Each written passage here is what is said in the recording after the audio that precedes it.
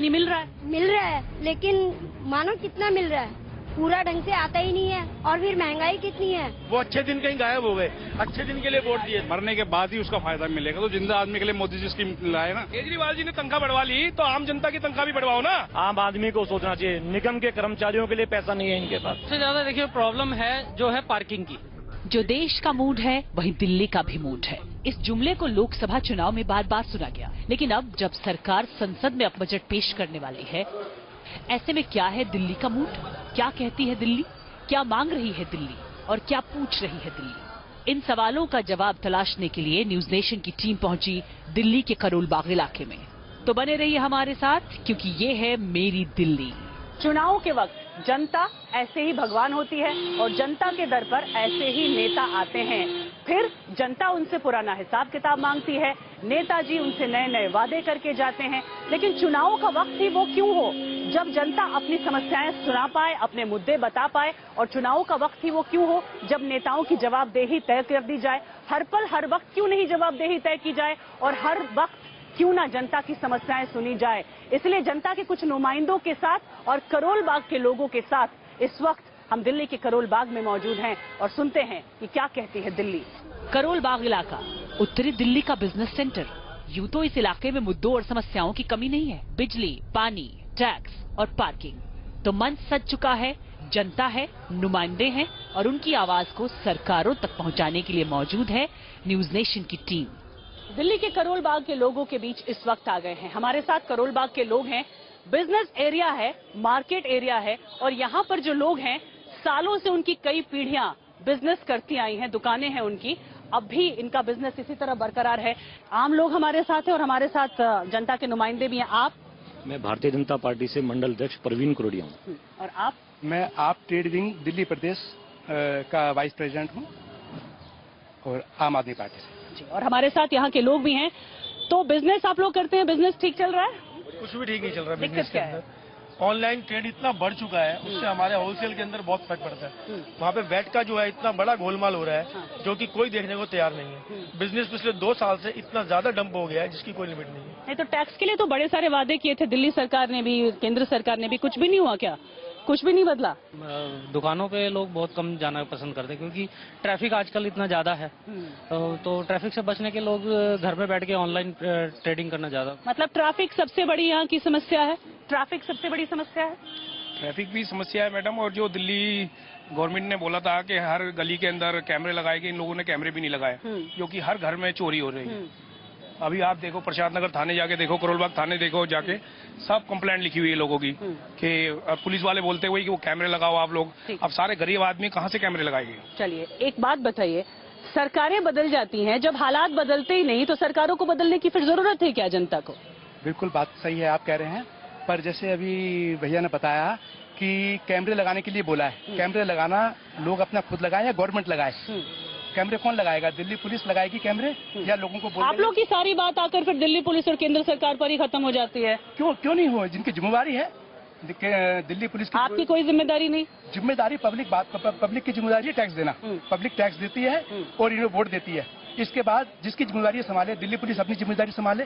Delhi police रिश्वत लेने में लगी रहती है, एमसीडी सफाई नहीं करती है, डीडीए में भरपूर रिश्वत है, और पब्लिक इसमें क्या करे? चलिए दिल्ली सरकार ने क्या किया है? दिल्ली सरकार को तो और उनके नुमाइंदों को बहुत शिकायत है, दिल्ली सरकार ने क्या किया है? दिल्ली सरकार ने अभी जो बीच के अंदर 20,000 लीटर का पानी का मुफ्त किया था। दूसरा अभी आपने देखा होगा कि जितना भी पानी है जो मतलब कि अभी चल रहा है कि खत्म होने के बाद भी पूरी व्यवस्था हमारे एमएलए जाके वहां जाके लगे हैं कि चंद्रावल प्लांट से दिखा रहे वीडियो कि फेसबुक पे ट्विटर पे लगा के कि सारी पानी की फेसबुक से पानी आ रहा है। नहीं, फेसबुक से दिखा रहे कि यहाँ पे पानी का कनेक्शन स्टार्ट है। हाँ। और किसी ने नहीं दिखाया, सब लोग वहाँ पे काम कर रहे हैं। चलिए, पानी एक ऐसा मुद्दा है जो राजनीतिक दलों को नया जीवन दे देता है ये मुद्दा, लेकिन पानी के आम लोगों की जिंदगी में उतना ही आसान है मिलना? जरूरी है, क्योंकि महिला मिल रहा है कि नहीं पानी? मिल रहा है, लेकिन इतना नहीं मिल रहा है जितना चाहिए। तो ये लोग तो कह रहे हैं कि पानी मिल रहा है, लेकिन मानो कितना मिल रहा है, पूरा ढंग से आता ही नहीं है। और फिर महंगाई कितनी है।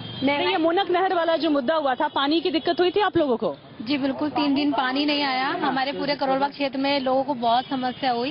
3 दिन पानी नहीं आया, लेकिन कल से पानी अब नॉर्मल। पर ये भाई साहब कह रहे हैं कि फेसबुक और ट्विटर पर उसकी फोटोज अपलोड कर दी गई है तो पानी आ रहा है। अवेलेबल था पानी, टैंकर से अवेलेबल था पानी। टैंकर से अवेलेबल था।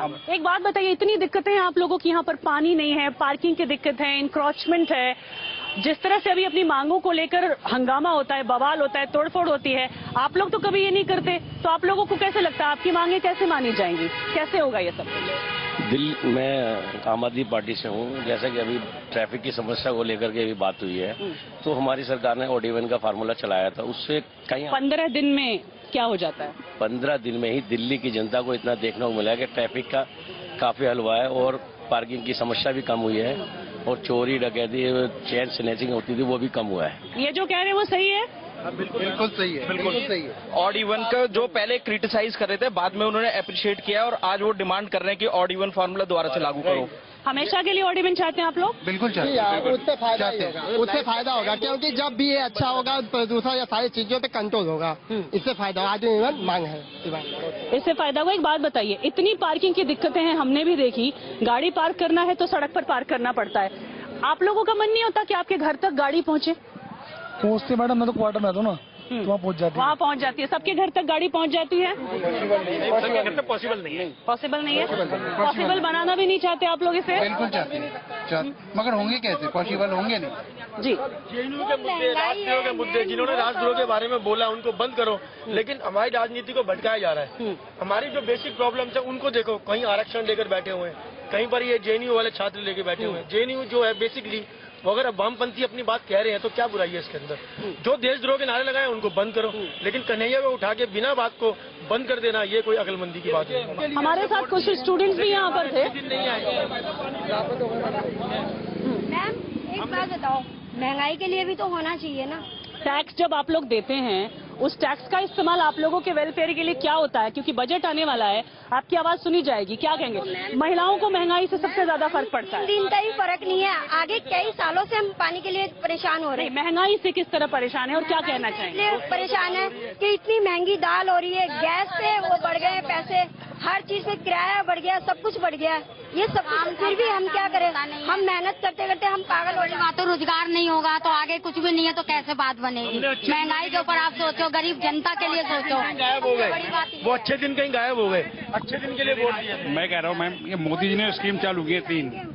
जिंदा आदमी के लिए कोई स्कीम नहीं है, मरने के बाद ही उसका फायदा मिलेगा। तो जिंदा आदमी के लिए मोदी जी स्कीम लाए ना। बजट आने वाला है, वित्त मंत्री जी से कहिए ना आपको क्या चाहिए, क्योंकि आप टैक्स देते हैं। मैं आपके चैनल से कहना चाहता हूँ मोदी जी को कि जिंदा आदमी के लिए कोई स्कीम लाए। जो भी स्कीम लाए हैं तीनों, ये मरने के बाद मिल रही है। जिंदा आदमी के लिए क्या स्कीम है? 2.5 लाख रुपए और मैं उसको हम 4 लाख रुपए चाहते हैं। 2.5 लाख का मतलब क्या? 20,000 रुपए रोज का, 20,000 महीने का। 20,000 महीने से कुछ नहीं होता। उस छूट को 2.5 लाख से 4 लाख रुपए करनी चाहिए, जिससे कुछ हम मिडिल क्लास को भी। केजरीवाल जी ने तनख्वाह बढ़वा ली तो आम जनता की तनख्वाह भी बढ़वाओ ना।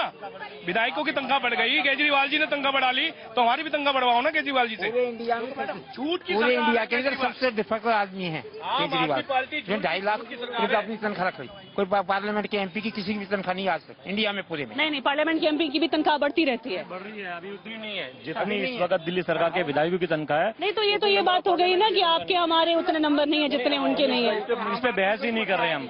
आम आदमी को सोचना चाहिए, निगम के कर्मचारियों के लिए पैसा नहीं है इनके पास। निगम के कर्मचारी 6 महीने जो एक साल की सरकार दिल्ली सरकार चली है, पंजाब जीतने जा रहे हैं हम, कुछ तो बात होगी। मोदी जी की 1 साल की सरकार चली, दिल्ली हार गए। मोदी जी की दूसरे साल की सरकार चली, बिहार हार गए। मोदी जी की तीसरे साल की सरकार चलेगी, पंजाब हार जाएंगे। 52 वादे करके पब्लिक को बरगला रहे हैं, झूठे वादे हैं। कहीं इन्होंने कैमरे नहीं लगाए, कोई स्कूल नहीं खोले, 1 क्लिनिक खोला है। 100 क्लिनिक कहा था इन्होंने, 1 साल के अंदर 100 क्लिनिक खोलेंगे, मात्र 1 क्लिनिक खोला गया है। पहली बार दवाइयाँ फ्री मिली हैं, पहली बार दवाइयाँ फ्री मिली हैं। और इन्होंने बोला था काला धन, इन्होंने बोला काला धन लेके आएंगे, काले धन के बाद बोलते हैं जुमला है। इन्होंने बोला अच्छे दिन लेके आएंगे, बोलते हैं पब्लिक ने हमारे मुंह में सब डाल दिया। हमने कभी नहीं बोला अच्छे दिन आएंगे, किसी ने कभी नहीं कहा। ये झूठी बात कर रहे हैं, केजरीवाल सरकार झूठों की सरकार है, सारे वादे इनके। ठीक है, सांसद तो आपकी है यहाँ से? सांसद इनकी कितनी नजर आती है यहाँ पर? हमने बीजेपी को वोट दिया, हमने मोदी जी को वोट दिया, ये सोचकर कि हमारे कोई ऐसे नेता आएंगे जो हमारा नेतृत्व करेंगे। उन्होंने 2 साल के अंदर राजनीति हमारी कहाँ लाके छोड़ दी? आरक्षण में लाके छोड़ दी, आरएसएस में लाके छोड़ दी, हिंदुत्व के मुद्दे पे लाके छोड़ दी।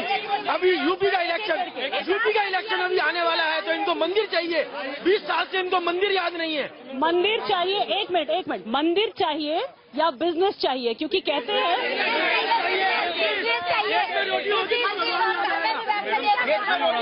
प्रदर्शन हो रहा था झंडे वाली मंदिर पे, जो रोहित जी के सिलसिले में, तो पुलिस ने इतनी बुरी तरीके से बाल पकड़ के महिला को पीटा था, तो उसके ऊपर कोई एक्शन नहीं हुआ, जबकि ये केंद्र सरकार के अंतर्गत। ठीक है, एक बात बताइए, जेएनयू मसले पर इतनी राजनीति होती है, सब लोग राजनीति में जैसे उलझे हुए हैं, जैसे छात्र की कोई समस्या है ही नहीं, सिर्फ राजनीति उनकी समस्या है। क्या छात्रों की कोई समस्या है ही नहीं क्या यहाँ? जी, शिक्षा की बहुत सारी समस्याएं हैं। हमारे यहाँ पे 10 लाख का लोन शुरू हुआ है दिल्ली सरकार के द्वारा, तो ऐसी बहुत सारी सुविधाएं, केंद्र सरकार के हाथ में बजट इतना है, वो चाहे तो बहुत कुछ कर सकते हैं स्टूडेंट्स के लिए। छात्रों के लिए क्या चाहिए, स्टूडेंट्स के लिए क्या चाहिए? सबसे ज्यादा प्रेमिसेस में उनको टॉयलेट, बाथरूम, इनकी सबसे पहली सुविधा, पानी पीने की वो सुविधा नहीं होती है, सबसे बेसिक सुविधा तो यही है। हमारे साथ ये छोटे छोटे बच्चे भी हैं जो अभी तो स्टूडेंट ही हैं, लेकिन कल का ये भविष्य है।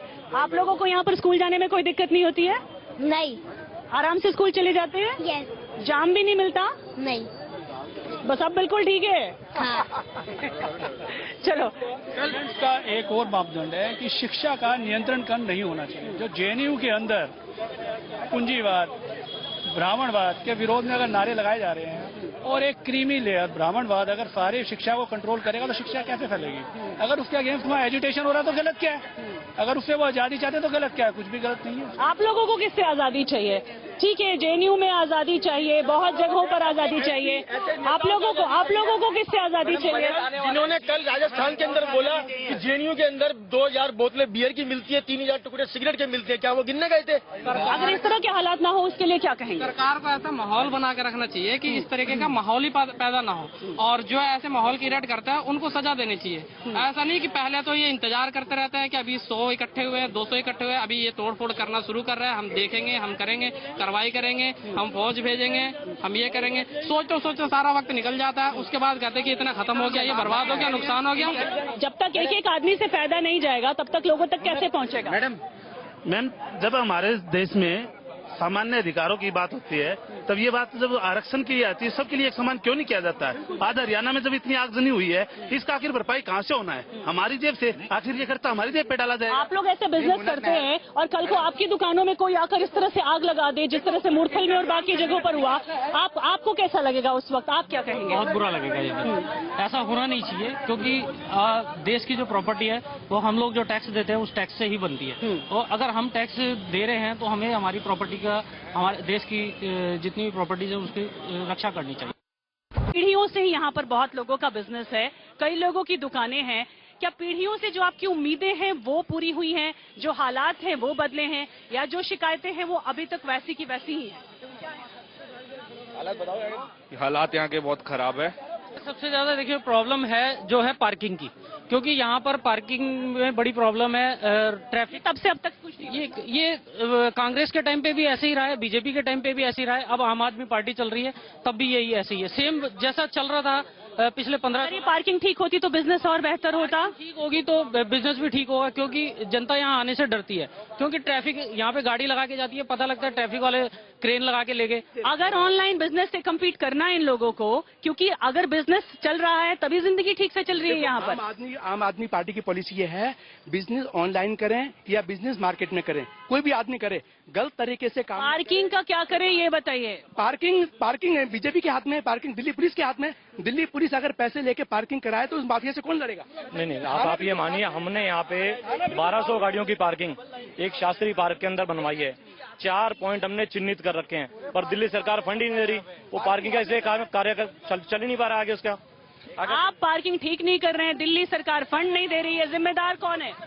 देखो, अगर दिल्ली पुलिस के थाने के सामने पार्किंग, अवैध पार्किंग चल रही है तो उसका आप समझ सकते हैं, दिल्ली पुलिस के डंडे से सब डरते हैं। करोल बाग में पार्किंग का इतना बुरा हाल है, अगर कोई एम्बुलेंस फंस जाए ना तो यहाँ का कोई ट्रैफिक पुलिस वाला उस पर ध्यान देता है, ना दिल्ली पुलिस वाले, और यहाँ जो पार्किंग के माफिया इतने बड़े गुंडे हैं। चिंगारी थोड़ी सी यहाँ पर लग जाए तब तो आग भड़क जाएगी। यहाँ तो फायर ब्रिगेड नहीं आएगी। पार्किंग का बोर्ड देख लीजिए, वहाँ पे जो पार्किंग के पैसों की चार्जेस लगी रहती है वो 20 रुपए बहुत छोटा लिखा रहता है। क्यों नहीं उसको बड़ा करके लगाया जाता? उसको पूरा बड़ा लगाया। हमारे पास कई एविडेंस है जिसके अंदर वो 150 रुपए पर पार्किंग के पर आवर्स के ले रहे हैं वहाँ पर। वो हमारे पास प्रूफ पड़े हैं। ये देखिए यहाँ पे चल रहा है। आप रोड पे चलने के लायक कोई जगह ही नहीं है, पटरी नहीं छोड़ी। नहीं, रोड पर चलने लायक जगह नहीं है। एक बात बताइए, यही वो सड़कें हैं जिससे चलकर वोट मांगने नेता आपके पास आते हैं।